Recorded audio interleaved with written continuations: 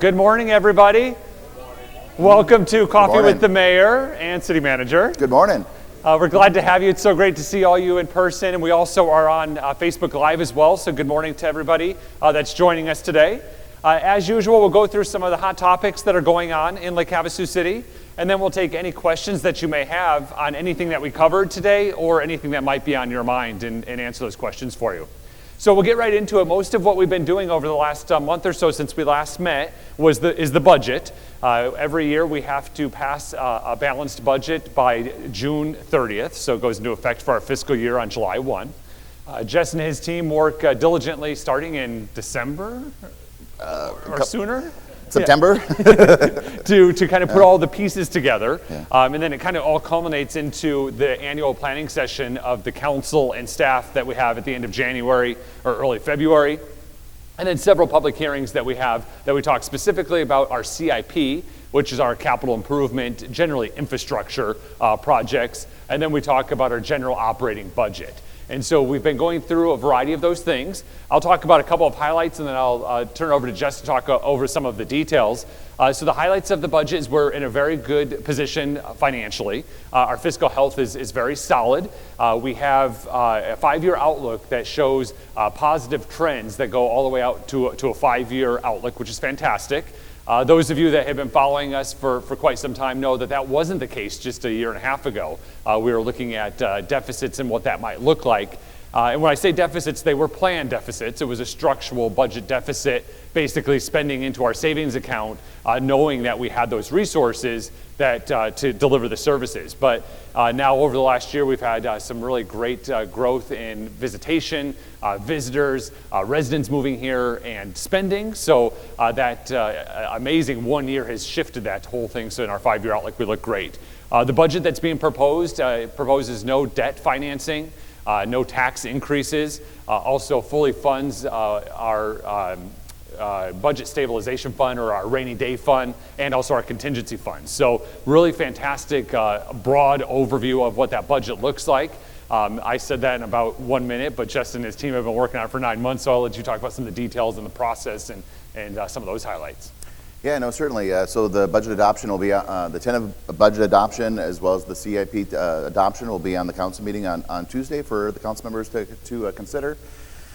And so with the approval of that, we can start to move forward and kind of plan ahead on what how the city is going to prioritize projects and activities starting on July 1st. So that's our fiscal year for the city. We start on July 1st and we end on June 30th. And we get a couple months off as staff, and then we dig in and make sure that we're planning for the next fiscal year. We do our best. We're trying to plan basically what's going to occur 18 months from the point that staff takes a look at these things. So what are the revenues going to be? What are the resources the city is going to have? And we're continually trying to engage the public, work with council, and we recently did a community survey. All these types of things are tools to try to ascertain what the public wants, and we do our best to try to fit that into what I call the shoebox. So the shoebox is the city's resources, and we have to make sure that we fit anything we want to do into the shoebox, and we have to put the lid on at the end of the day. That's our capacity we have in terms of how we move forward. So we have our annual planning session, and then we do budget work sessions and involve the public as best we can. And try to engage and learn about the priorities of the public and the council kind of moving forward. I think one of the things that's important, we had a question that kind of comes up just recently having a conversation, is that when we do the budget adoption, why is it such a big number? And it's a huge number, and it's a bigger number than we're gonna spend, and that's planned. The tentative budget adoption for the council on Tuesday is going to be $195 million. The reason for $195 million is that we have to program any type of grant opportunities that may come up. If we don't put it in the budget in hopes that we get a grant, then if we do get the grant, we can't use those dollars. So when the council adopts the budget, they're gonna basically approve the budget and give direction to staff on how to proceed. But also that number gets reported to the state, and the state says you can't spend a penny over whatever that number is, and if you do, you get fined. Basically, you're having to pay twice for the same amount for the same dollar that you want to spend. So there's some legislation that's happening. We'll talk about it a little bit later, but SLIF funds. SLIF funds is an opportunity for us to apply for some grants that are associated with the water and the fuel tax that's collected for boats. We don't know if that's going to get funded to what level, and it's a grant opportunity for us to kind of pursue in terms of what that looks like. But we set aside a couple $1 million in case we're lucky enough to be awarded some dollars to help with our fire boat and our police boats and some other improvements that could be completed on the water. We recently applied for a grant for $3 million to improve the aging infrastructure of our police department. There's some sewer issues, there's some AC issues, there's some things that are creeping up on us that we want to make sure that we're ahead of the game, so that we're spending a few dollars now rather than a lot of dollars later to fix it. And we're pursuing grants to get those dollars. And we'd rather use grants than taxpayer dollars. So there's a lot of things that are in here. We'll talk a little bit about the American Rescue Plan Act funds. We have to put something in there in case we are not quite sure how that's going to look and how that's going to work out. But over the last couple of years, the actual spending for the budget, we've been right around about $108 to $110 million per year. So we go and ask for $195 in case all this money comes in different grants. And sometimes we do have carryover, so it kind of complicates things. So if we have like maybe a $5 million wastewater treatment plant project that's on the books, and the bids come in too high, or we're going to push that project to the next year, then that gets pushed as a carryover to the next fiscal year. It doesn't get spent. But with all that being said, I just kind of want to explain why that number is so high, and it's because we're trying to get the dollars into Havasu to offset the taxpayer resources that we need to provide for services. Excellent. So we'll move on to the American Rescue Plan Act, which Jess just mentioned. Those are the funds from the most recent stimulus at the federal level. And so those dollars, as reported in the newspaper, Lake Havasu City was expected to get $13.3 million of those dollars. At the early part of that legislation, as everyone in DC was working on this legislation, it was going to be dollars that were going to be very flexible, and it would allow for priorities within your communities to do whatever those specific communities needed, either from a stimulus standpoint, COVID relief funding, or infrastructure type stuff. And so that's what the original intention or discussion started with. As it's all kind of shuffled out, the $13.3 million for Lake Havasu City has now dropped to $8.5 million, just literally overnight. And the ways that we can spend that money have dwindled down to very, very few. So we're still working on what that looks like. The reason I bring this up is a lot of folks think we already received the $13.3 million that we're flush with all of this money that we could be spending, which couldn't be further from the truth. We haven't received the money at all. It's over a 2-year period, so it's literally split in half. And the opportunity of what we can use those funds for are very limited. I joined down with 6 other mayors from cities in Arizona that also were impacted by this decision from the federal government that reduced these funds 2 weeks ago, asking for Senator Sinema and Senator Kelly to reach out to Treasury and get this guidance reversed. And so basically what had happened is that the federal government is finding vehicles or avenues to get money out to cities, towns, municipalities, citizens, so they used a variety of different sources. So when the stimulus dollars came to our citizens, they used either your prior tax collections and they put it through your bank account, or I think they might have sent some debit cards to some people. Here in this format, they're using the CDBG fund, so the Community Development Block Grant Program. And by going through that program, that's where we lost that $5 million because of the way the legislation is written. So if anyone ever asks, do details and words matter? Yes, they do, because that has cost our citizens $5 million. I would like to say that Lake Havasu City has not asked for these dollars. So these aren't dollars that we asked for. And so some people are asking, why are you fighting to get more money? And the reason why is that the taxpayers of Lake Havasu City are on the hook at the federal level for these dollars. And so we should have the same right and use to them as the rest of the citizens of the United States have. And if we're not going to, then all cities and towns should be impacted the same way that our citizens are. Because if we didn't take the money or wasn't able to use the money, our tax burden's not going to go down. They're just going to distribute that money to other cities or towns. So it's really not fair or equitable to our citizens. And again, we don't even know what we can spend the money on yet, which seems so weird. You're fighting for something you don't even know what it is. But I want to make sure all opportunity is available for our community and for our citizens, and that's why we're pushing for that.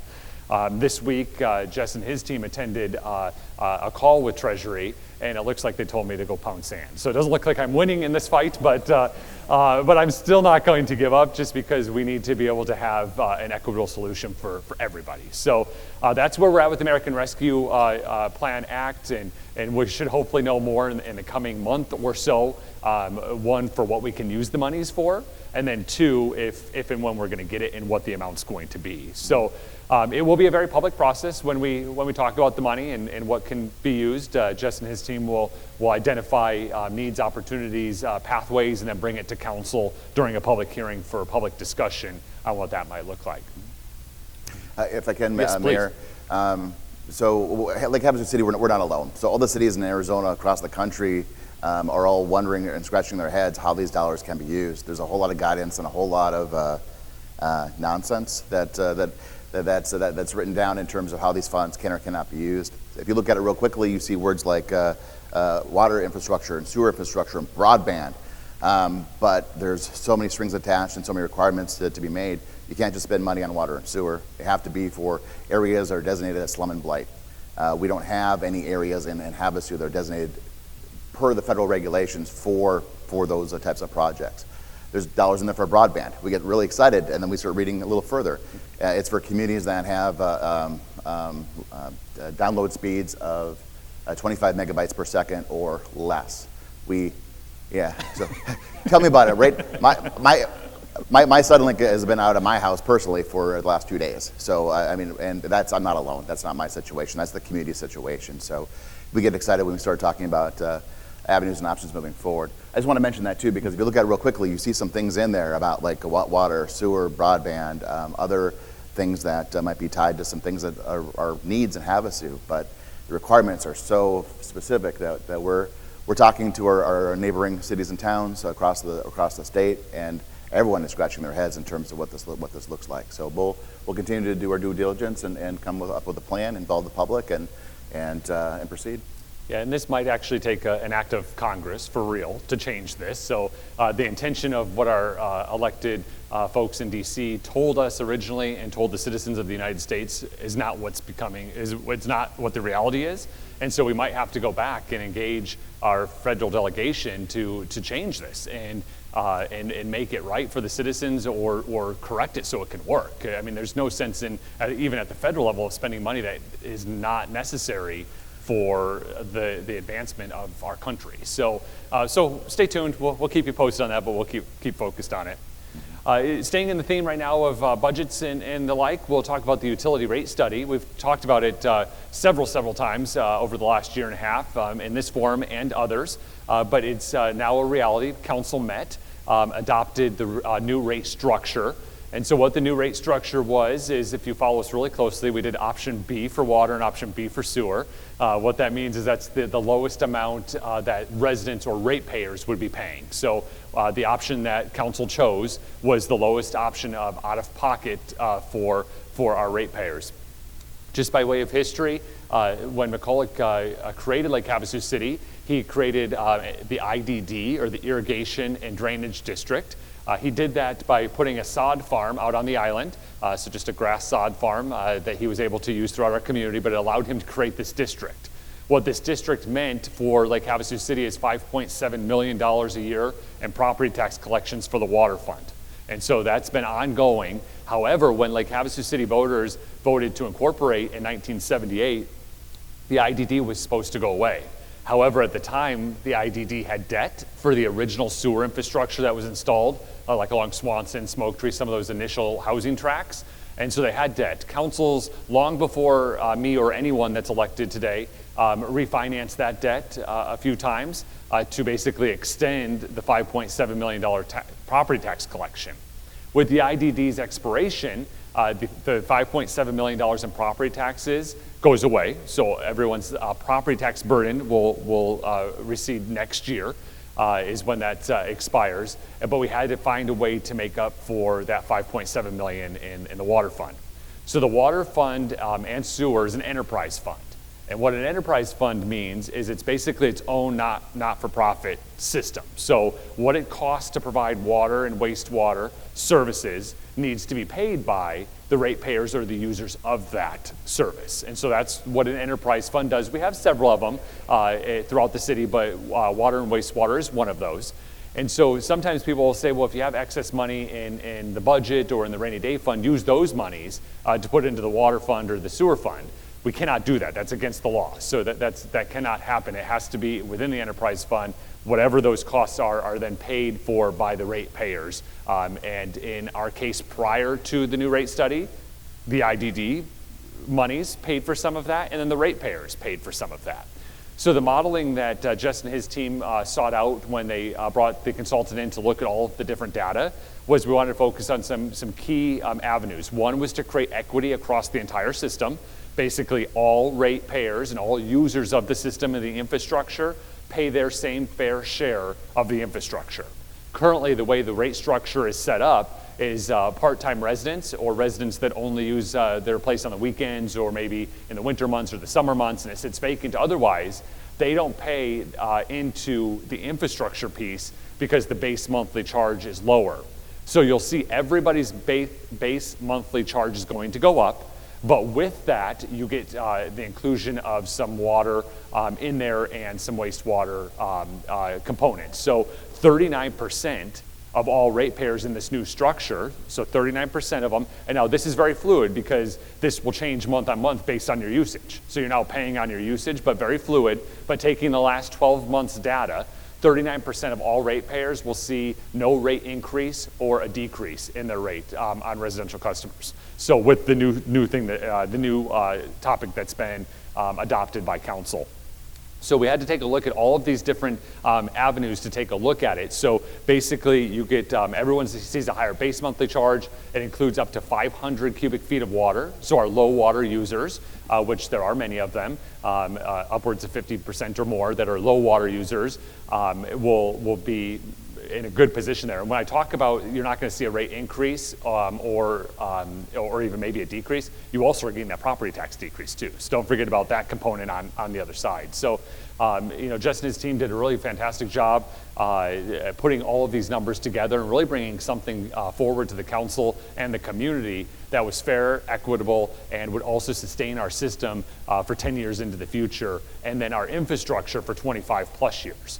And so we don't want to be those communities that you see on the national news that have bad things in their water or bad things happening to their wastewater systems. We have very solid infrastructure, and we have a plan to move forward to ensure that remains that way. So Jess, you and your team did all the work on it, so I'll turn over to you to take some credit for the good work there. Yeah, a very good explanation, and especially the background of kind of where we're at. So the IDD was going to expire. It wasn't a really good way of funding the water services for Lake Havasu City. And we talk about enterprise funds, it's also just to reiterate the fact that we're talking about a nonprofit system. So the funds, all we want from the city's perspective is to run a nonprofit, basically a water system and a nonprofit sewer system. And so what we take a look at there is trying to identify what funds we need to pay to provide the service and to take the things that we want to take for granted, taking showers and turning the faucets on and our businesses operating to the best of their ability. So when we took a look at the IDD going away, $5.7 million that we won't be able to use or spend from the city's perspective on providing water services to the public, it would have been very easy, or very lazy, I should say, to just increase rates to with existing pay structure and pay philosophy to make up for 5.7. So we'll just increase everybody's rates by 10%. We'll make it up and then move on. But that's not something that we want to do. We want to be more sophisticated in how we approach that the topic at hand. So we took a look at, as you said, Mayor, equity throughout the system. We used to have, well, we do have currently right now, and as of July 1st, that'll change, is that we have winter averaging. So winter averaging was something in place where you look at over about a 4-month period in the winter, your water usage, we throw the high and the low out, and then that what the 2 months that are remaining would dictate what your sewer rates are for the next 12 months. That is really advantageous if you own a summer home in Havasu, right? And you use all the water and your place here in Havasu during the summer months, and you're not here in the winter. Well, you're going to have a very low sewer rate throughout the period, and our permanent residents, our 12-month residents, are paying for that burden, making up the difference for some of the vacation homes that are occurring in Havasu. So when we talk about equity, that's exactly what we're talking about with that regard.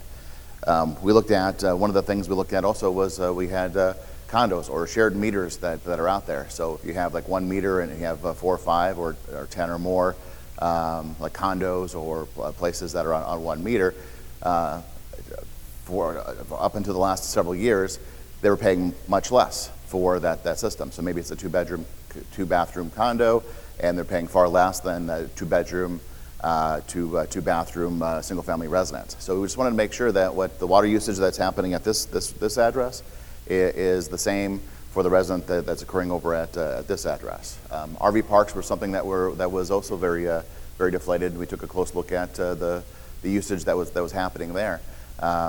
When RV park puts their waste into our system, there's a lot of chemicals that go into that process. Those chemicals are very damaging in large amounts to our wastewater systems, our plants. So they're more costly. What we wanted to do is making sure that they pay their fair share, no more, no less than everybody else. So we talk about equity. That's what we're trying to do. From a state statute perspective, we have to announce to the public that the intention is to increase the utility rates for the public. Statutorily, we have to do that because it is going to do that for some.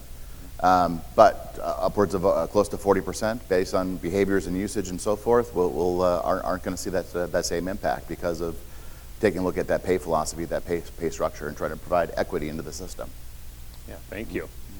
And we've made a few steps forward on the courthouse. We made a couple steps backwards too on the courthouse, but in 2019, the county, we've shared the county's facility as a consolidated court system. So Superior Court, Justice Court, and the Municipal Court all shared resources, shared buildings, shared all of these items, but we've all outgrown each other. And so in 2019, we deconsolidated in place. So we're now a tenant of the College Street Court facility. Still don't have enough room for all 3 of those courts, so one of us needs to go, and since we're the tenant, we're on our way out. And as part of that planning process, the council has been identifying the need for a courthouse and what the courthouse would look like, and we explored a lot of different avenues. We looked at taking one of our current large existing vacant buildings, leasing that out, building on our City Hall complex. We do have some land up there, building new. And then an opportunity came available for 92 Acoma, which was formerly Havasu Fitness, which is adjacent to our City Hall complex already.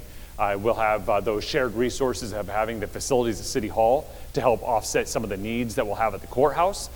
We also, when we talk about the court, we sometimes forget about the prosecutors and the attorneys and all the other side of the courthouse. They're all housed at City Hall already. And so they won't have to be going across town anymore to hear cases in front of the judge or in front of the court. They'll be able to do it just by walking literally across the parking lot and having those cases handled. But one of the stages we needed is, so we purchased the building, that's there, it's ready. The next stage for that then was we needed to do the tenant improvements. And so how do we do those tenant improvements? How do we lay out the security, the infrastructure needs, where the courtrooms are going to be, all of those types of components, and what does that look like? And so we had, at our last council meeting, a group that came forward. We did a request for qualifications, which basically is we go out and we say, we have these needs, we need to do these tenant improvements for a courthouse. Who has the qualifications to help do the building plans, the design, all of those types of things for this courthouse? The selection committee recommended a group. We met with that group at council and awarded a contract not to exceed $506,000. It's a ton of money. It's a lot of money for design, building plans, and all of those types of things. But it's like the chicken and the egg. We need to be able to move forward with what the design costs are going to be, or what the design's going to look like.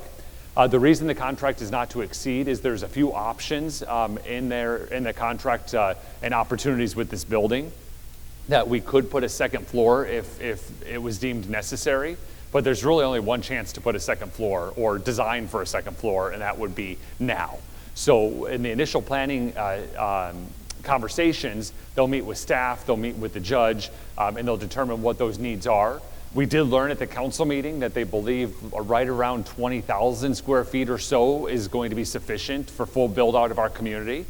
The great news is the way that 92 Oklahoma currently sits, it's 20,000 plus square feet, so it doesn't look like we're going to have to do necessarily the second floor, but that's premature for me to announce that officially, but it does look like that might happen, which now brings that 506,000 down. But once we get to the next stage of this, we'll then be able to do a cost estimate and determine what that's going to be. Council has made it very, very clear to the consultants, to staff, and to the community that we want to have a courthouse we can be proud of and have justice be served, but we're not looking for a project that is going to be this shining star on a hill that's going to cost taxpayers a ton of money because we have these architectural features that mean nothing to anybody. So, so we're going to be putting together a plan that's going to be able to allow us to do our basic services, serve our citizens that have needs from a court perspective, but do it in a very fiscally responsible manner. So right now, the consultant literally off the cuff, said that it could be $5 to $7.5 million, which the entire council said no way, no how. That's not what we agreed to, and that's not what we're going to do. And so they got the message loud and clear. We'll see what comes of it, but this is a very fluid and moving area. But we had to do this so that we could understand what the costs are going to be, what the design's going to look like, how do we move forward, and what plan we do, and then obviously come back to the community and talk that through and see what those needs are. Talk with the judge, see what his needs are, and how do we match all of those pieces together. So I know you've been working with your team on that. I don't know if you have anything to add on that front. Yeah, no, I think he kind of hit on everything that's there. We want to make sure that we're planning for the courthouse operations for today, but well into the future. We talk about build out and what those needs are kind of moving forward. If the courthouse right now is 19,000 square feet on the ground floor with a couple thousand feet on a mezzanine in there, that according to our magistrate, Judge Clawley, he said that'd be enough space for build out. But there's other opportunities maybe for specialty courts or other ancillary services, and so maybe we should be looking at a second floor. We don't know what the cost of that is, but if there's an opportunity to take a glance at it to turn a 20,000 square foot facility into a 40,000 square foot facility, what we want to know, staff needs to present to council and to the public, okay, here's our options, here's the cost associated with a 20,000 square foot facility, and here's the cost associated with a 40,000 square foot facility, or somewhere in between. So we're going to do the research, pull the numbers, take a look at everything, and then present all that to the public and see what that looks like. We're talking about obviously a lot more cost on that second floor. So we got a keen eye towards that, and we know what we're trying to accomplish in terms of the shoebox and the city's resources. We can't let things slide out of that shoebox, and making sure that there's funds available for this project. But in the end, we want to be able to accomplish the construction of a courthouse. And we talk about courthouse, right? We're talking about like where the criminals go and so forth. But there's so much more than that. There's orders of protection. There's a civil cases and issues that flow through the courthouse, and the services that we provide to victims and so forth. So, and then Judge Clawley, right now we run a youth court, especially courts for youth as well as for our veterans. And if we want to do something to expand that and take a look at maybe some mental health issues that are occurring in Lake Havasu City, and they are occurring in Lake Havasu City, how do you grab those individuals and provide assistance to them and get them out of the system rather than reoccurring and every 12 months they're coming back through the court program? So those are the conversations. At the end of the day, we can talk about design and construction and square footage and all these types of things, but at the end of the day, we need to be able to provide services to the community with this space, and that's the goal at the end of the day. Yeah, so as I mentioned, this is a very fluid project and situation, and it really depends on what the community wants. Judge Kalali mentioned at the council meeting last week that he would love to have a justice center where when somebody is in court and they are court ordered to go to counseling or something else, they can literally just go upstairs and go do that, which we have a higher chance that they're going to do that, get out of the system and not reoffend, which saves everybody money. We have to have that conversation, but we can't have that conversation until we know what all of these different costs and things look like. So when we're talking maybe in a year or a year and a half, I don't want you to say, but Mayor, you told me that it wasn't going to be this, because it's all fluid based on your feedback and what it is that we want as a community to look like. But in our current situation as of today, certainly we do not want this to be a Taj Mahal sitting on a coma that is wasteful in any resources that we have. So we'll go into one or two more things, and then we're fortunate to have Senator Borelli and Representative Biasucci. We'll have them come give you a quick update. But before we do that, we did have a controversial rezone that just occurred on London Bridge Road. We had an applicant come forward that is looking to have the use of this property be for recreational and medicinal marijuana use. It's controversial because marijuana is new in the state of Arizona. Prop 207 was passed by the voters in November, which legalized recreational marijuana. When they legalized it, we had to look from a perspective of cities and towns. What were we going to do from a zoning perspective? Were we going to allow recreational uses everywhere within our community, our zoning code, only in certain zones, only in certain designations? What was it that we were going to look at? And so our city attorney is one of the foremost experts in this area, working in collaboration with other cities and city attorneys in cities across Arizona, determining what zoning use would look like in recreational marijuana implementation, and came forward and brought some recommendations to staff that we follow the same zoning regulations that we have for medicinal marijuana uses, and we make it the most restrictive as possible so that it forces public hearings when anyone wants to propose a marijuana use within our community. So in December, we adopted those regulations, and so basically what the process was that we adopted was, if you want to have any parcel used for marijuana uses, you have to go through planning and zoning, which is a public process with a commission and the public. You then have to go to the council as well, and they would determine through a plan development process if that parcel was appropriate or not appropriate.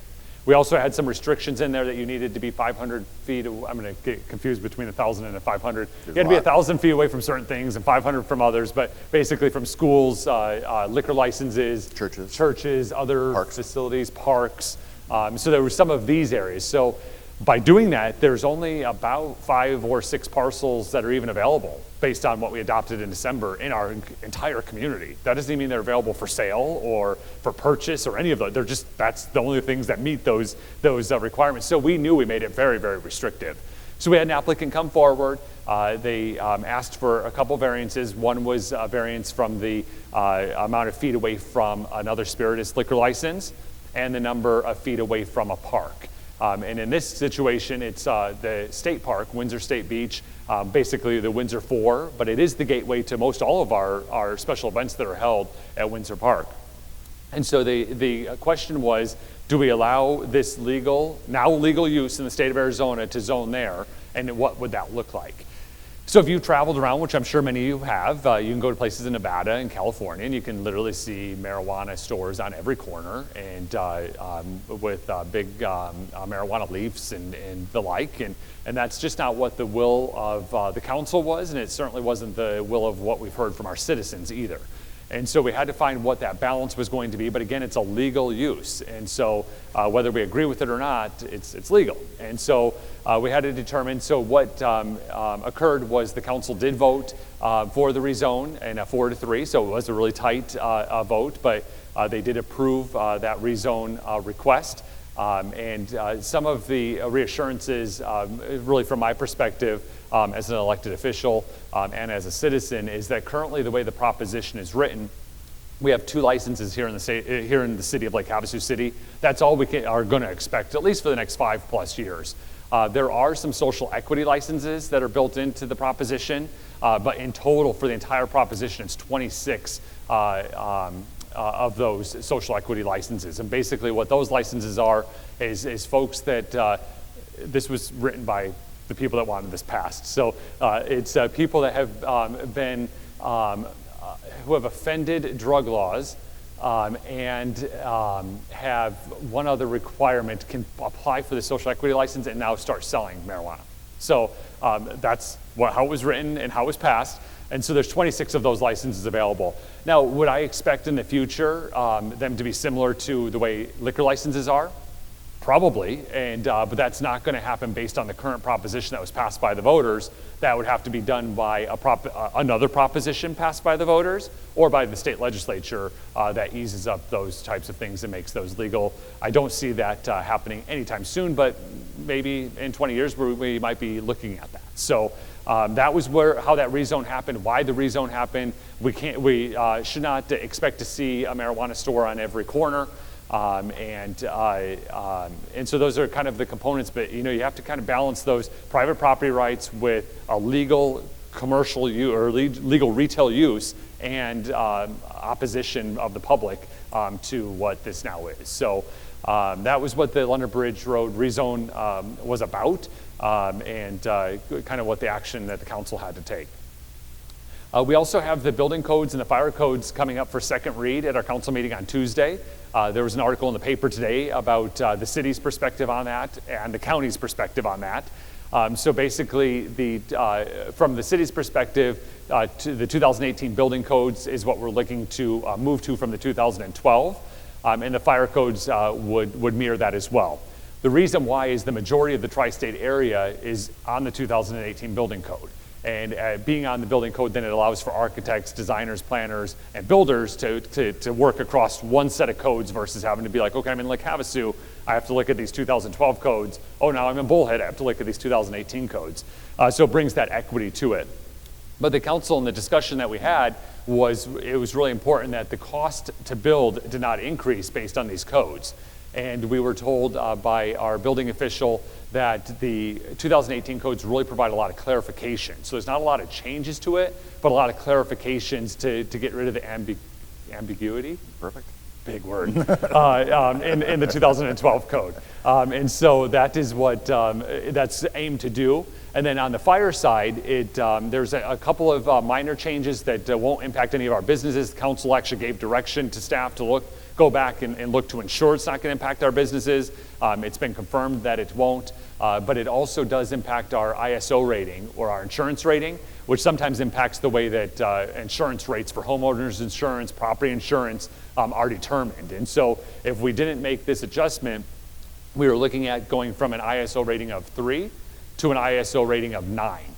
Which is a significant change, which could factor into future rates that we would be paying as citizens through our own private insurance carriers. I don't know if you want to add any of the details. I think I covered the high points of that. But. Yeah, no, it certainly did, and I think it's important that I think today's article and some of the comments that were made at the Mojave County level for the Board of Supervisors is that there's always this kind of level of skepticism that when you talk about introducing a new code.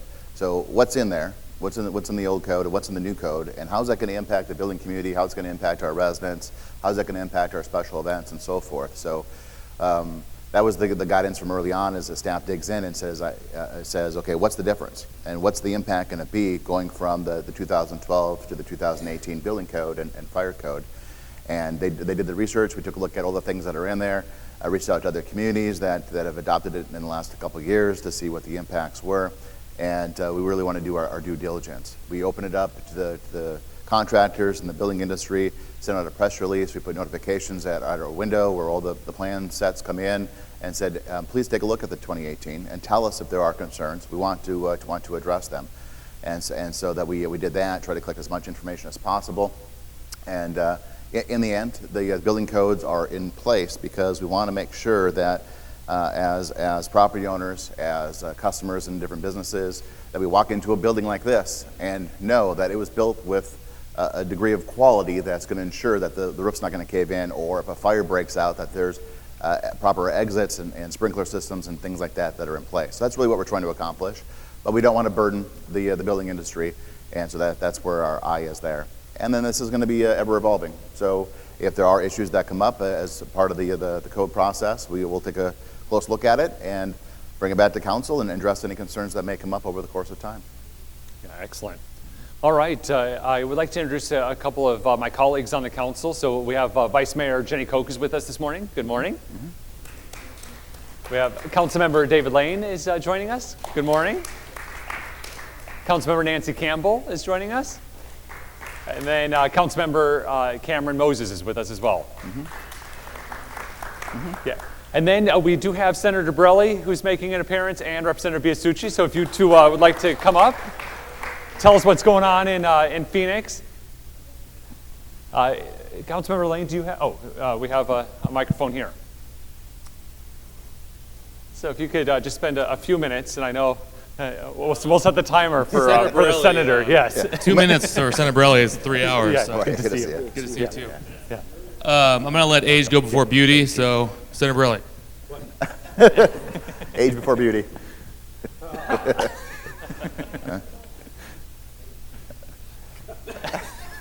It's the first time he's actually shut me up. No. Well, let me see. We got the budget going on. We kind of like hit an impasse with the governor's office. He, when he was out of town, decided to veto 22 bills because we haven't come to an agreement, a consensus to actually pass the budget. Last week we had some members in the House. They had commitments that they couldn't get out of, and they ended up having to leave for a day or two. But then the Democrats walked off the floor, so we couldn't even have a quorum. I mean, that's your side of the House.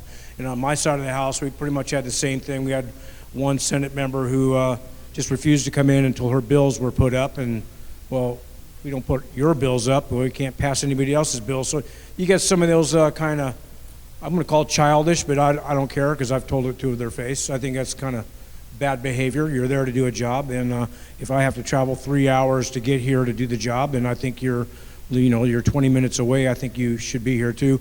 So, this is where we are. We are 16 Republicans in the Senate and 14 Democrats in the Senate. So all it takes is one person to peel off the budget, and that's what we're having going on right now.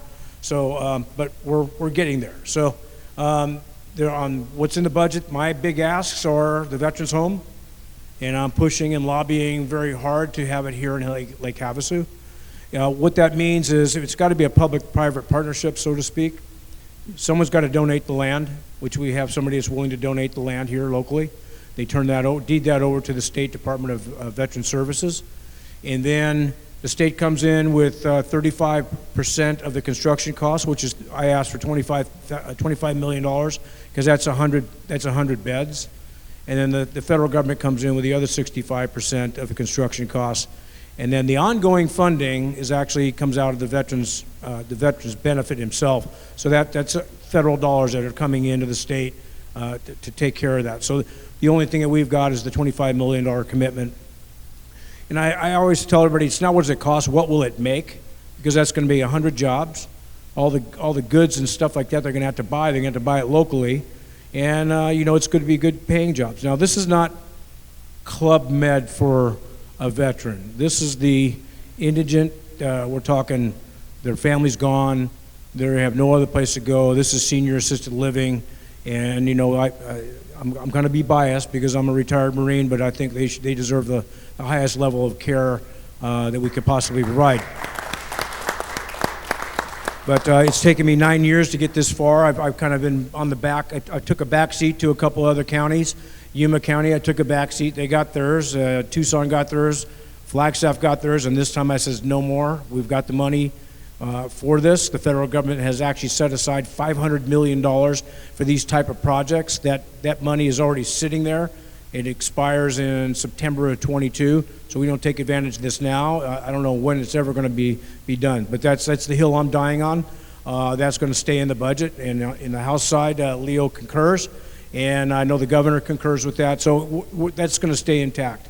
Another thing is the tax cut for the military retirees. Any military retirees here? Okay. Military retiree, right now the exemption for military retired pay is $3,500 off of your normal tax exemption. For single, tax exemption is $12,000. So then veteran, or that retiree, another $3,500. We're just trying to eliminate that altogether and just make it completely exempt. Because when you really pan it out and do the math, the average rank for the military on the enlisted side is an E7.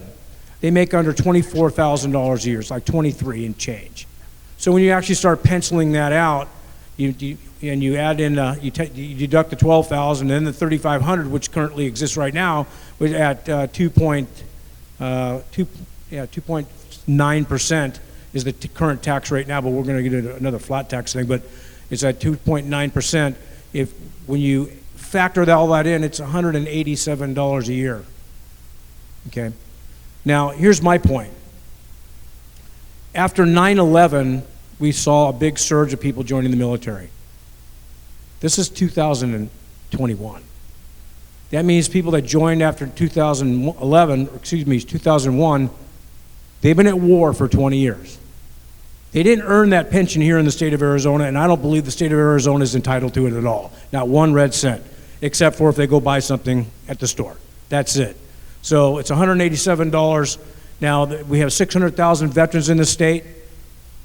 Maybe 50,000 out of that 600,000 are retirees.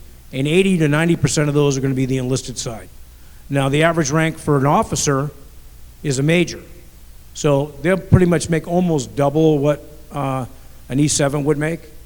So we're talking, what, $300 less, or a little over $300 a year.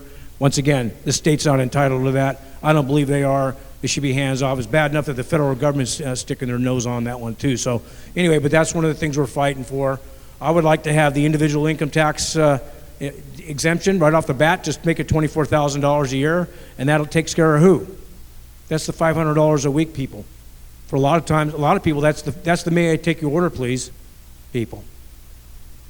Think about it. If the first $24,000 a year for those folks is exempt from taxes, then this garbage about raising the minimum wage to $15 an hour is gone, because that puts a bigger burden on the employer. So anyway, that's my point of view, but I'll let Leo get into, yes ma'am.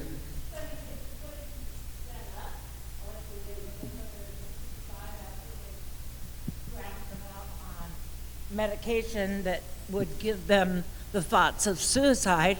My brother didn't get his back pay till he was 70 years old. It was a 10-year claim. 5 years later, he was dead. Oh, you're talking about the VA disability claims? Yeah, that's.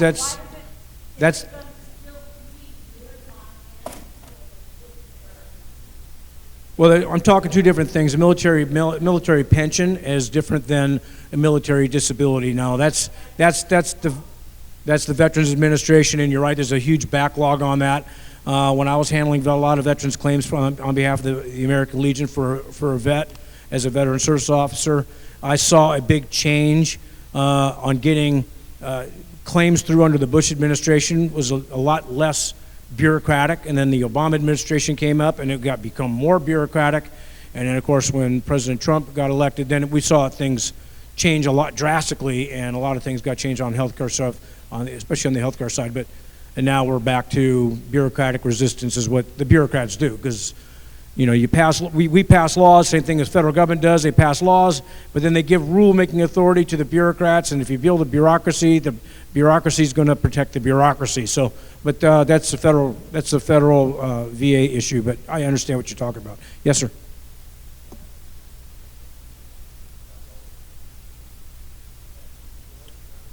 Right. That actually, because of the new fiscal year, or we call it tax year at the state level, that goes into effect July 1. Yeah, so that's... Yeah, I'm sorry. The $32 vehicle license fee tax that went on there, they called it a fee. We always said it was a tax. It was supposed to be repealed this year. Well, that goes into tax year, this year, tax year, which begins July 1st. So if you have to renew your vehicle, do it on July 2nd.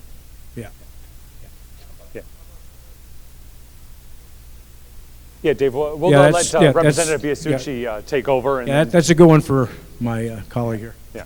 Thanks, Eddie. Yeah, see him at the sidebar. Yeah. Yell at him.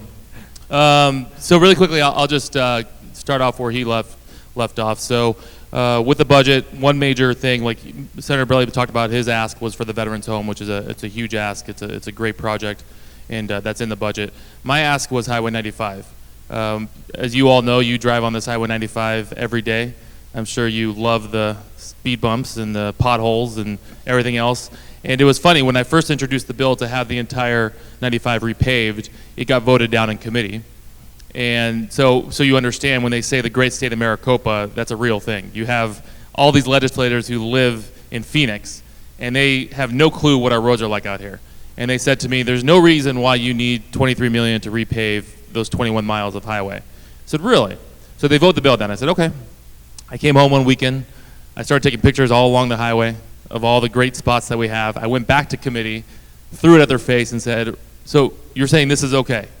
These potholes and these roads that haven't been fixed in 25 years. And then they changed their tune and they passed the bill. So it's unfortunate that it takes that, but a lot of times, right, thank you. A lot of times that's what it takes. You have to show these legislators who, they live in that bubble of Phoenix where their roads are being repaved every year. They have 25 different loops and loop 303s and 505s and whatnot. So the good news is the governor agreed to repave Highway 95 in the budget. It's in the budget, so it'll happen. Cross our fingers the budget gets through, but it looks good to happen this year. So that'll be done, yep, which is great news. The second thing that we're working on is SLIF funding. I'm not sure if you guys realize what that is, but State Lake Improvement Fund. It's a fund that is created from, actually gets from the gas tax. It gets sent to the cities to help with their lake improvements. So launch ramps, state parks, that kind of things. Well, this fund has been, the state has stolen the money from this fund every single year for the last 10 years. You know, it's what they do. They take money, they sweep it out, so there haven't been any kind of improvements done in years. So I passed a bill, or put a bill through that it's in the budget as well, that will restore that money, and it says they cannot steal that money anymore. And so there's $4 million that'll go this year, $4 million next year, what'll help things, and I'm hoping that with some help with city and state, maybe we can get Site 6 fixed up and make that a real solid launch ramp. Because we need to avoid that traffic, right? I mean, everybody sees these big weekends. We're coming across McCulloch and Lake Havasu Avenue, and that line is all the way back, you know, miles. So that brings me to the next point. So when they ask you what you want for your ask, I had to choose between the highway or a second bridge. Now, the second bridge has been a topic of conversation for a very, very long time.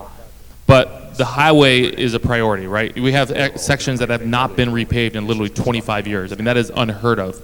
So although we could not get the bridge this year, I am telling you right now, I've talked with Jess, I've talked with Cal, we're making it a priority to try to get this done next year, to get some state funding. The pushback has always been, you know, as a state, we don't want to be giving the cities this money to do something that's not a state highway, but I remind them that the island is a state, that's all state land out there, right? I mean, all of it is state land. Now we're lucky, we got some great work on the city side. They got both pieces of parcels on each side of the island, so we've secured that. We got to figure out how to get the road to get into that second bridge. But look, here's the thing we haven't been faced with in a long time. We have a lot of money in the state, right? When COVID happened, we thought we were going to be hit hard. You know, Biden's been printing money at the federal level, so you know it's one of those things where the money's there. So when the money's there, you might as well take advantage. We haven't been in this position in a very long time to where we can have the money. So this is why I've been pushing for the bridge, because it's not going to come into our lap like this. And I don't even know if it'll ever happen again where we have the dollars to actually make this happen. So we're going to be pushing for that. I'll keep you guys updated next year how that goes. And just two quick things before I turn it back over. Two bills that I'm extremely proud of that got passed and signed by the governor. Arizona is now a Second Amendment sanctuary state, which is fantastic. And I'll tell you why that's important. You know, it's important because, you know, that's something that I feel like we should always protect our Second Amendment, right? That's our God-given right to bear arms. And unfortunately, you've had people in political positions that said, we're coming after your AR-15s and your high-capacity magazines. And so you have to make, I hate the fact that I have to do that, protect something like the Constitution or Second Amendment, but when it's at risk, you have to do that, right? And the reason I say it's important is because I was at the border about a month ago, and I went down there to see what was happening, and if you went down there, you would be disgusted what you saw. You have areas of the border that have no wall. Border Patrol stations are completely abandoned. You have all the blimps with cameras are all down. So you have the sheriffs now who are struggling to try to protect our borders. And they're coming across, you're talking 20, 30-year-old men, 3,000 a month right now. You have about 5 an hour coming through. And they're fully camoed, fully armed individuals coming through, cartels. So, when people say, why do you need something like an AR-15? Well, when that's happening, that's a problem, right? You want to make sure you're protected. We hope nothing ever happens. I mean, that's always our hope. And what we did is when we went down there, I sent photos to Senator Borelli. He shot it to the governor and said, hey, you have a problem happening on your border. And I will give credit to the governor. He sent down the National Guard. And we're putting $55 billion into the budget to protect our southern border. More National Guardsmen, more security cameras, more sheriffs down there. I have no problem when you see people trying to seek asylum, women and children. But the truth is, that's not just the whole story, right? You have a whole other fraction that are bringing drugs. And I asked him too, I said, what are they bringing across? And he's, and that'll be the second thing I'm going to bring up in a second. You're right, they're trafficking children, but they're bringing, marijuana still coming across, right? You think, oh, it's legalized, why are they bringing marijuana? It's still cheaper than when you get it from the medical, or from the marijuana shops here. So marijuana's coming, fentanyl's coming, and humans are coming. So the second bill, really quick, that I passed that I'm extremely proud of is I passed a bill that now makes it, if you are charged with child sex crime, including trafficking, it's now straight time in prison and life in prison if it's a second offense. So Arizona, thanks. You're welcome. And that, I mean, talk about, we are the first state in the country to have that strict penalties, and it's needed, right? You have these individuals who, their lives are ruined.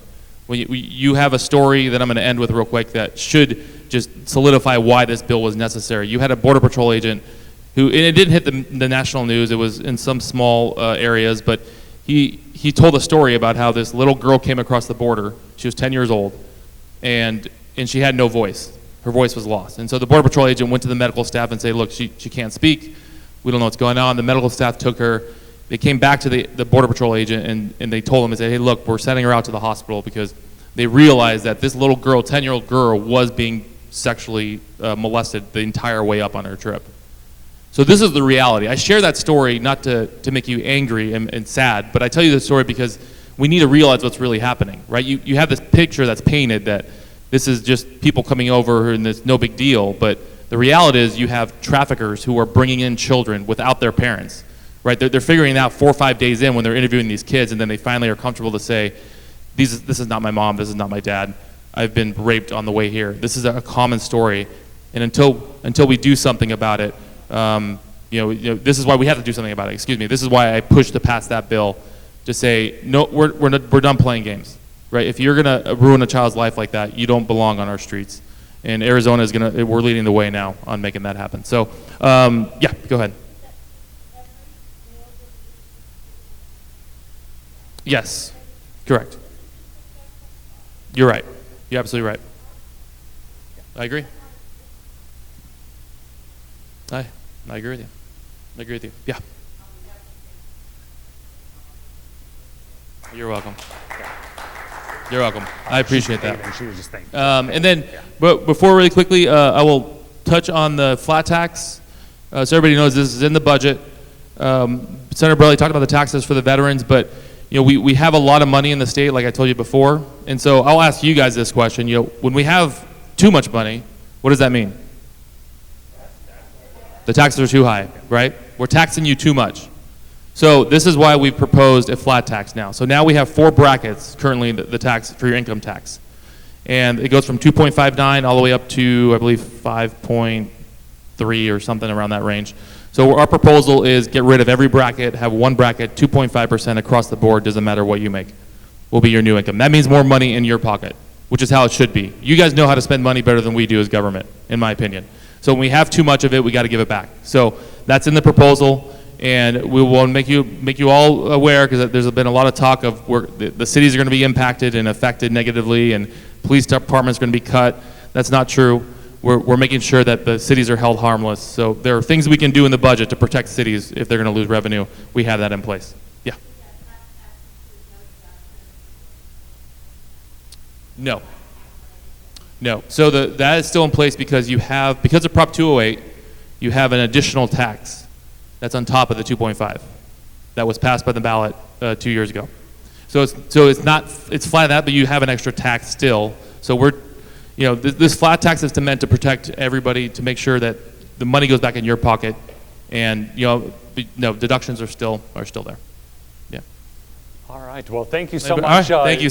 Representative Biasucci and Senator Borelli. Thank you. Yeah, so with the leadership of Senator Borelli, Representative Biasucci, and Representative Cobb, who is based out of Kingman, but we have such a powerful delegation in Legislative District 5 that really are making the voice of rural Arizona and Western Arizona heard. Leo led the charge on Highway 95. He knew that was an issue for our community. He led that with the support of Senator Borelli. I attended the hearing where they basically balked at him to testify, and they wanted nothing to do with it. But Leo stood firm to make that happen. Through Senator Borelli and Representative Biasucci, they really have been pushing forward for that second bridge, as they mentioned. What we're looking for maybe next year is the planning dollars to be able to plan a feasibility study, which could cost upwards of $5 million for that. Where we're getting these estimates from right now is in the city of Bullhead City, Clark County, so different state, but Clark County in Nevada is building a second bridge to Laughlin. Right there by the Anderson Fieldhouse. If you've been over there, that road that's currently barricaded will continue on and then eventually have a bridge to get you over into Clark County. Those estimates right now are $52 million for construction. For just a basic bridge. 52. And that was the low bid. Yes. And so we're talking big money. So, but with Representative Biasucci's leadership, hopefully we'll be able to see what that looks like for us going forward. That we're hoping the state. Yeah, so that's... Well, the taxpayer gets their money from, the state gets their money from the taxpayer. So it would be all of the taxpayers of Arizona. Everything that's spent in government is our money collectively. That's why we need to be very, no, we're not proposing local dollars for that at this point. So then the other thing is when I mentioned the flat tax, certainly we support tax cuts. Who wouldn't support a tax cut? As Representative Biasucci said, if there's too much money in the coffers, it should be returned. But this is just a fundamental philosophical difference that we have, is it does impact cities and towns. So in 1972, the voters of Arizona identified that 15% of income taxes based on the citizens that live in our communities comes back to cities and towns to pay for roads and parks and police and fire and all of those types of things. So as this current flat tax is proposed right now, Lake Havasu City would lose $2.1 million. As Representative, each year, every year. So going forward, starting in budget year 24. But as Representative Biasucci said, there is a hold harmless. And so we're just trying to identify what that looks like, but that then freezes the rate at what it is today. So it'll be fine for me and for you, but for citizens in 10 years, it might be a big, big issue. And currently in the state of Arizona, we have fairly simple tax policies across the entire state. They're fairly simple. What will happen or could happen is some of these larger municipalities would then start implementing income taxes of their own. And so they would have income taxes at the state level, the federal level, and now at the city level.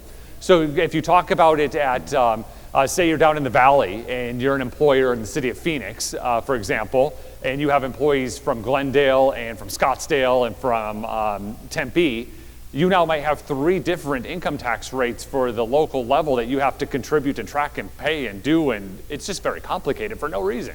So we're just very cautious. So when you do see the news articles, all 3 on our delegation have been sympathetic to what we're saying, but we just need to make sure that that is correct. You know, we know best for what we need in Lake Havasu City. We're here together. We run into each other at the grocery store and at the parks, and we can have these conversations of what makes sense for our needs.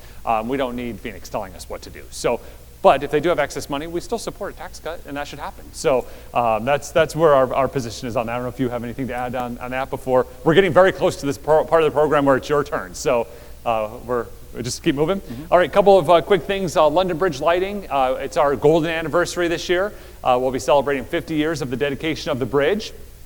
Council approved the purchase of London Bridge lights, and some of the news articles act as if it's like really fancy lighting, like we can change colors and synchronize and all that. If you've been to Home Depot, every light that you buy these days does that. It's not fancy, it's just normal lighting. And so the lights we have today are 50 years old, including the wiring, and we can't even repair them anymore. So we're just buying lights for the bridge that happen to have today's technology. So that's what's happening there, and we hope to unveil that for our golden anniversary in October. So with that being said, we'll turn it over to you and take any questions on any of the topics we mentioned today or that you have on your mind. So we'll start here and we'll move to Sandy next. It's what, we have a microphone coming. Oh, I'm sorry. Councilmember Lane will pass around a mic so that you. people at home can hear what you have to say. Am I the first? You're the first, yes. Well, my first question has to do with the bridge. Since we have a surplus in cash, why can't we add that to the new bridge and make it a safety issue? So when it comes to the bridge and the influx of cash, if we gave any impression that we have an influx of cash, I apologize, because that's not what we have. We have enough resources to meet the needs of our community while maintaining fiscal conservative policies that have money in the rainy day fund and our contingency funds. We don't have excess cash that we're looking to spend. But what we are looking is we have a need and a priority, and as Representative Biasucci said, that most of the land holdings on the island are state lands. We're looking for our partner in the state to help us with a second bridge. Potentially, and that's why we need to do some studies. I mean, we think that. So I'll tell the story of we've always been told we need a second bridge. This goes all the way back to when we had 5,000 residents, we needed a second bridge. So has anyone ever asked, do we need a second bridge? We don't even know.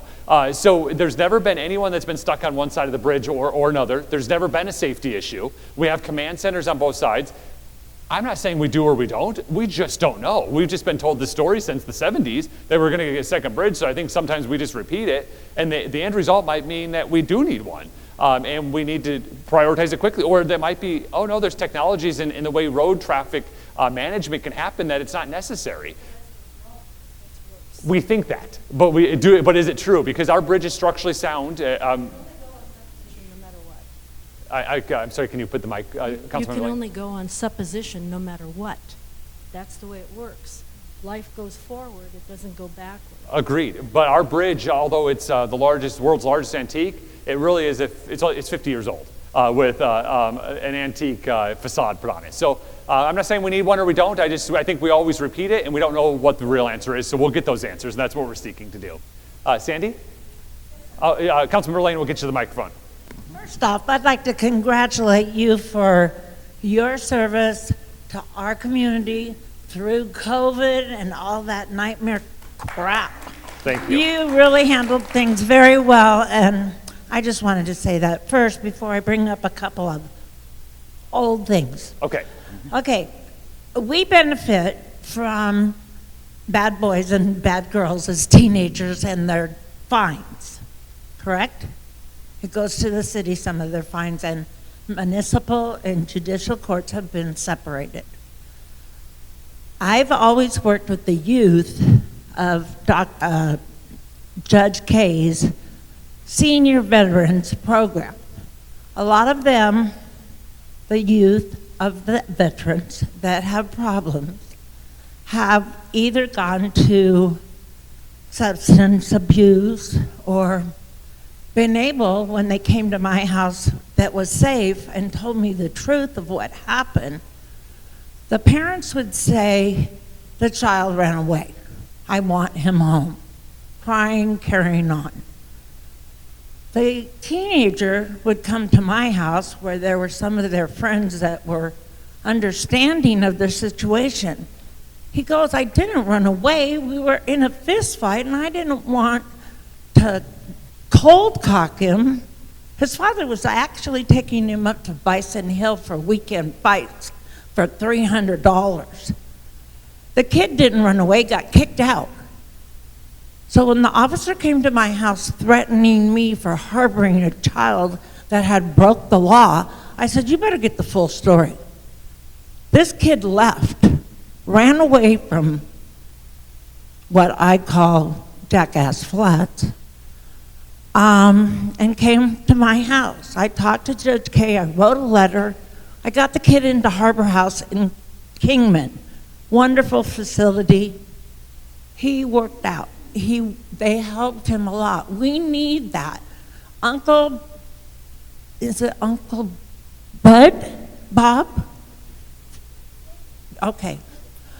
Yeah. We need some sort of facility besides what you do with counseling now. We need maybe Haven House or some kind of place where these teenagers that are products of disabled vets, that God knows they turn to alcohol, they turn to drugs, they turn to crazy videos, and these kids have seen it. Of course they want to escape it. Well, let me address that for you, Sandy. Is your question about a youth center? It's two parts. Okay, the next part. Let's get to that part, and then we'll answer it for you. In the past, there's been programs for offenders that have fines to work them off, community service, whatever, to bring down their Liability. fines. Yes. To pay them off because they're not working. Yes. However, working individuals that were bad boys, got corrected, have fines from when they were 16 years old. They think they're going to pay $100 a month for the rest of their life. I would like to see the mayor, Judge Kay, whoever can be involved, for a program for the young guys that are earning a living and can't buy a house right now, or put $100 a month in a savings account because they got to give it to the court what they think the rest of their life. Perfect. Well, let me get to those 2 points for you, Sandy, and I thank you for bringing up. So, Councilmember Lane's going to grab that microphone and make to the next person. What we have for some youth programs that we do is all of our schools have student resource officers. So we build relationships with our police department and our students. So hopefully, if a student or a youth member of our community finds themselves in a situation at home or otherwise that they are uncomfortable with or is unsafe, they've built a relationship with that officer. We start all the way to elementary school with programs like NOVA, where we start at 4th grade, where we start building those relationships with local police officers so that they can have a resource or a way out. We also have youth court, as you mentioned, that Judge Kalali runs. That youth court is for those citizens.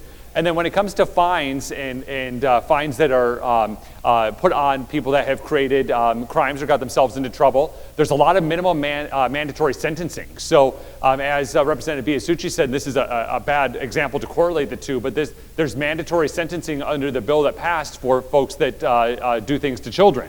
It doesn't matter who or what the circumstances, they don't get to have the full story. They have to live out that full sentence based on the way our judicial system works. So, but if anyone does pay a fine, we work with them at the courts so that nobody gets arrested for a warrant. As long as they communicate with the court, they have to stay in touch with the court and agree to whatever it is they agreed to. And then when it comes to a youth home, or somewhere for youth to go, we do partner with our resources. Kingman is our county seat. And so we have to partner on a regional effort to do that because there's not enough financial resources to have a unique youth home or veteran home or otherwise in all of our communities. So we work in partnerships.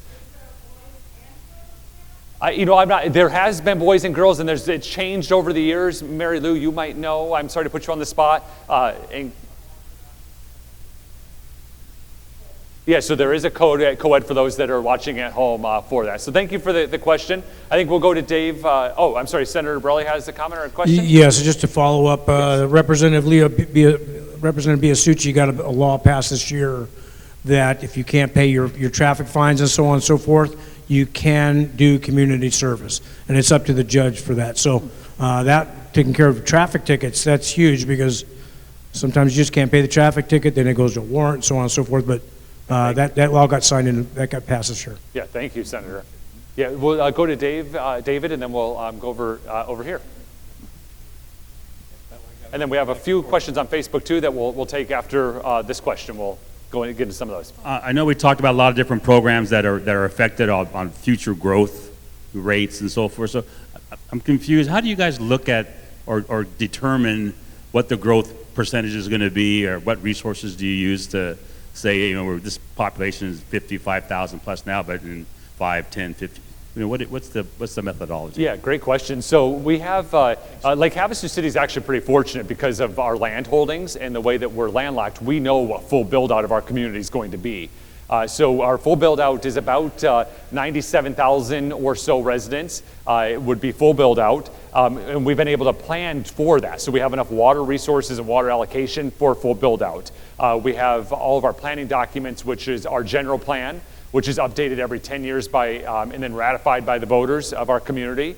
Most recently, our general plan was adopted in 2016, and that identifies growth segments, economic vitality, all of those components throughout our community, walkability, drivability, all of those things. And then the most important for most up-to-date information is the census and the statistics that come from that. Obviously, the most recent census was 2020, and then Jess, you use a lot of those tools when you're doing your budgeting and your planning and forecasting, so if you wanted to maybe speak on some of that. Yeah, in the end, we do our best to take a look at the next 12 months and then try to keep an eye on the next 10 years. That's really what it comes down to, and reevaluate that 10 years every 12 months.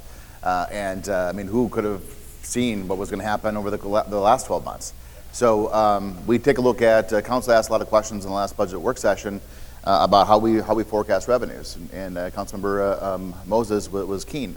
How do you guys figure that out? Just like you're asking.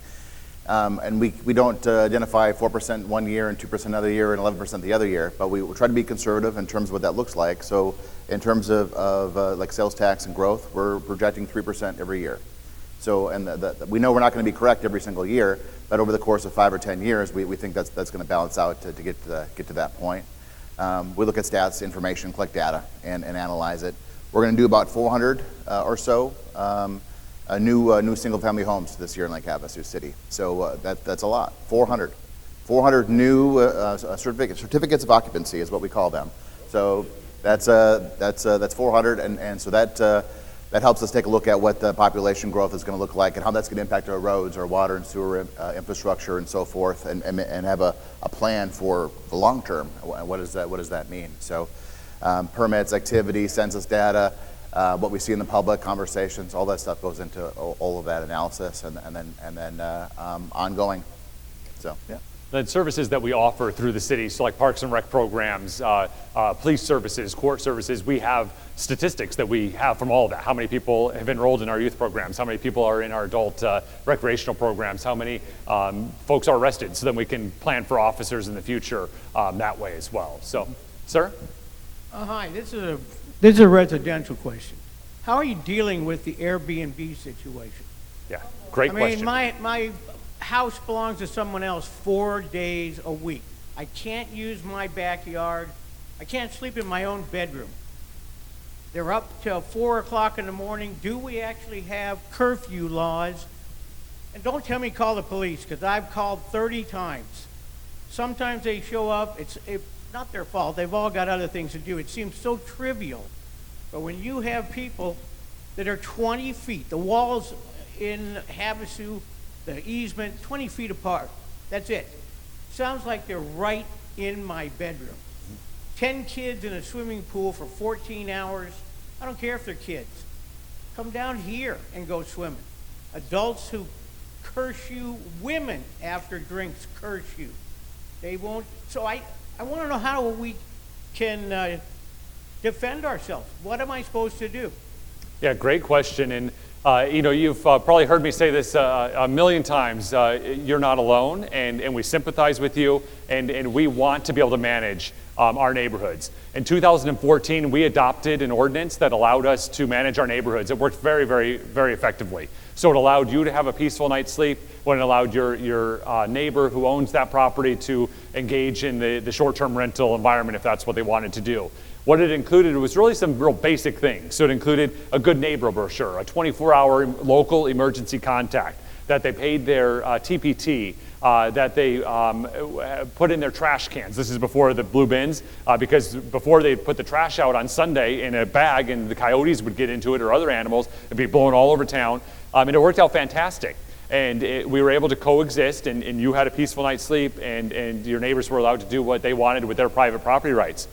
And then we had the state legislature to think that they knew better than us, and the governor specifically. And so in 2016, they ran the Airbnb bill, which have huge lobbyists, that went and got a bill passed that made it a statewide concern. So it preempted cities and towns from being able to manage short-term rentals within their neighborhoods. Ever since that has occurred, we have been working with the legislature to try and get a bill passed to give us back some local control. We're not trying to get rid of short-term rentals. Short-term rentals in Lake Havasu have been here since the 70s, since we began. They can coexist if we just know. Some of the things that you described that are so frustrating for you, and I understand, is when you're on vacation, myself included, I stay up a little bit later. I might have an additional cocktail that I might not have when I'm there. Just talking at normal length in our desert environment, it comes right into your backyard. I mean, you can hear full-on conversations from your next door neighbor without ever even understanding that's what it is. Now add a little hooping and hollering and splashing in the pool. Yeah, it's annoying.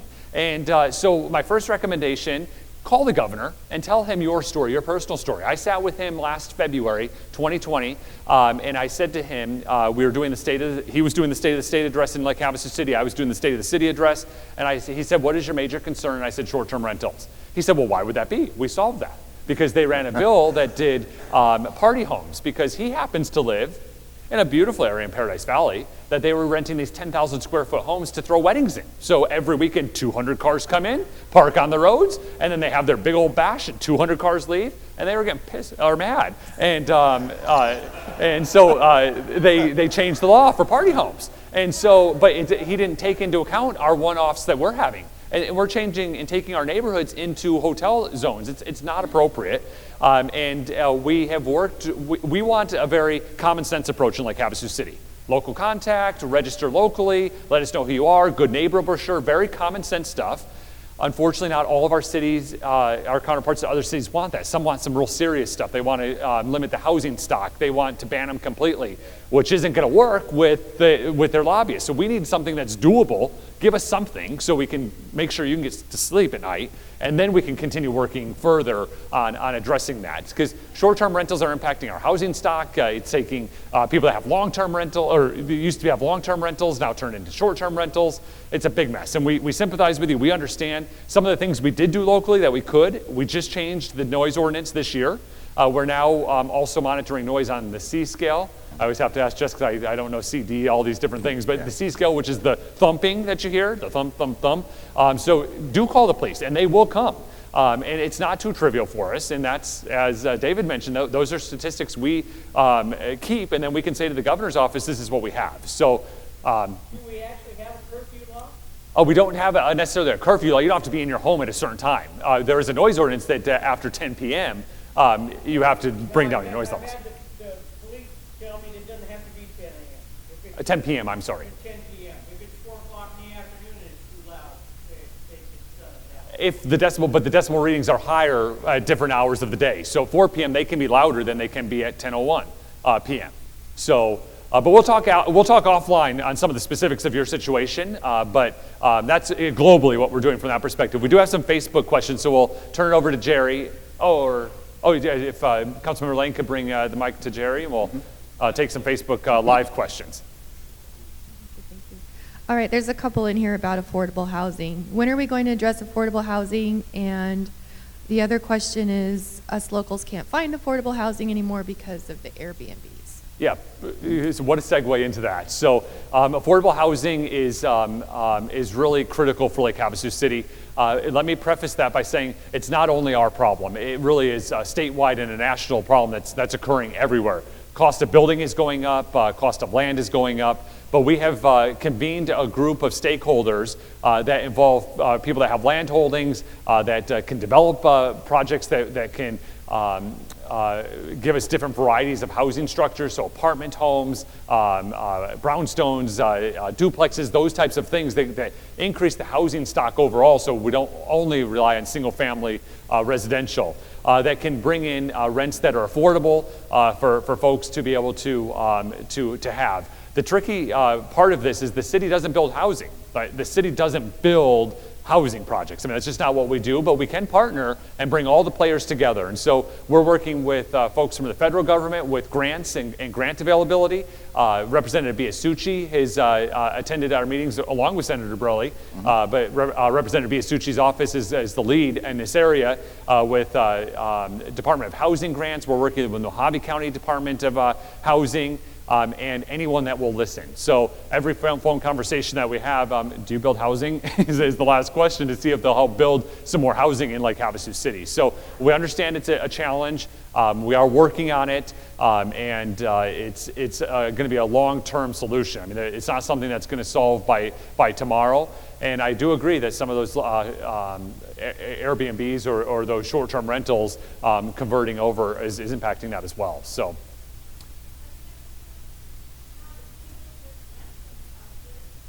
Yes. Sandy, we have to stay on the microphone, but we'll get there. We'll talk offline if you want as well. Yes. The other question is, there's word on the street that 2 more dispensaries coming to Lake Havasu City. Can you speak to that? Yeah, so this I'm assuming it goes back to the conversation about the rezone we talked about earlier with marijuana. There's only 2 licenses that are issued. It's issued by the state, the Arizona Department of Public Health. There are only 2 licenses that are allowed. So if those 2 licenses wanted to relocate to another space within Lake Havasu City, and it's not one of those areas that's properly zoned, which again is just 5 or 6 of spaces, they would have to go in front of planning and zoning, and they would also have to go in front of the council to do that. But there are not additional licenses coming into Lake Havasu City right now, so we're at 2. Okay, that's all right, that's our Facebook Live questions. All right, we are coming down to the end of our time together. We'll be here afterwards to answer any questions anyone may have. But a couple of things just to wrap up. Our next coffee with the mayor and city manager is going to be on August 6th. We'll be dark for July because of the holiday, the way the holiday falls for everyone, so we will not be together for coffee in July, but August 6th, and we're going to go on the road again. So we're finally to a point where we're ready to go on the road, but we're not going to go far. We're going to go to the council chambers, and then from the council chambers, we will probably go to another facility that's owned by the city. We're thinking maybe in the public safety sector for September. And then October, we'll go to what our original plan place was for April of 2020 that got shut down on us. So, but August 6th, the next time we'll be together. We also like to end, now that we're getting back into our normal routine, we like to end with just kind of fun facts of Lake Havasu City. So we'll end with a couple of fun facts that we have. First fun fact is on the London Bridge lighting. On each side of the bridge, there's 350 lights that under lights, so 700 lights total. Kind of surprising when you take a look at the bridge itself. On the emergency medical incidences, we had in April of 21, we had 528 EMS incidences. Of that, we had advanced life support responses, 406 were ALS, and then there was 10 that were BLS. So very, very interesting stats there. We also have our average calls per day on fires, 26 in the month of April. So our departments, we have 6 firehouses that are responding to those different things. A couple things about the bridge, since we are in our golden anniversary year. We'll talk about that. The bridge in Lake Havasu is designed as a standard bridge with 80,000 pounds, but it can support single loads on appropriate trailer with wheels that are suffice for of up to 200,000 pounds. So our bridge is very solid and stable. It is a modern day bridge, but that just has a great facade from the antique. The London Bridge Road was not originally called London Bridge Road. It was originally the SR 95 alignment to Lake Havasu City between South Palo Verde and Mesquite, and it was called Crystal Avenue. So we're going way back. Luann Striley probably knows this. She's one of our pioneers. And then that's the London Bridge Shopping Center was originally called the Crystal Plaza. So London Bridge Shopping Center, where the swap meet's at. And Crystal Plaza, which is the original home of the very first police station we had in Lake Havasu City, which then became Yellowfront, which was the coolest store of the times in Lake Havasu City. And then Checker Auto, and now it's the Hospice thrift store. So today it's houses the Hospice thrift store. And then Crystal Plaza was also the home of Western Auto and the Frigate Restaurant. And then the alignment of 95 was changed from London Bridge Road to the current alignment in 1976. That's when it changed to what we have. So old timers just called it the Old Road 95. So thank you to Mark Clark in our Public Works Department for, he's our historian in Lake Havasu City. So that's some fun facts from him. London Bridge Beach, which is our park now, used to be called State Beach. You probably still hear folks call it State Beach at times, because it was at one time a state park or a state park asset that then the city took over in the future. So that concludes our time today. I would like to thank Bill, who's behind the camera. Thank you for volunteering your time to make sure all of our citizens have access to this information. Also to Steve and Jerry for controlling all the electronics to make sure we could be live and that we get this reproduced. And thank you to all of you for being here. It's an honor to serve you as your mayor. If I can ever be of service, please reach out to us. Yes, Holly? Yes, City Council chambers at the police station for August 6th, our next coffee. Yes, great clarification. Great to see you all and have a great month. Thank you.